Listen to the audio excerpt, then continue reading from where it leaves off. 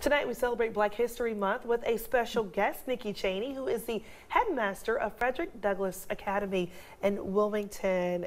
You know, Frederick Douglass was an amazing man. He did so much for so many. He's the reason I feel like we're here on this couch today. To be named after him as a charter school, as a school, is awesome.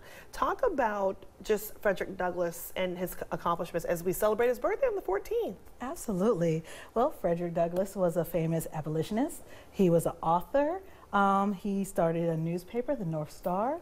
So what's really special about Frederick Douglass is the fact that he appreciated education and the importance of being able to read.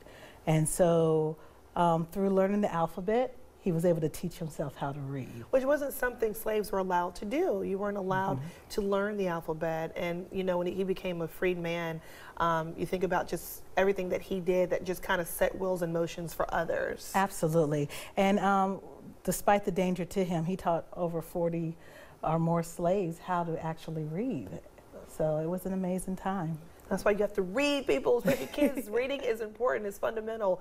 And it is something that I understand is taught at your school. Tell me about your school, especially being named after Frederick Douglass. How do you keep that going? Well, Frederick Douglass had a saying, once you learn to read, you'll be forever free. And so that's what we do at Douglass Academy Charter School. We have a true passion for educating the youth of our community. And through that, we teach them with we use a classical curriculum at Douglass Academy, and we're a tuition-free charter school that's located downtown Wilmington. So through that, we teach them their fundamentals. We believe that no matter where you come from, what community you're from, where you come from, as long as you have a quality education, there's no limit to where you can go.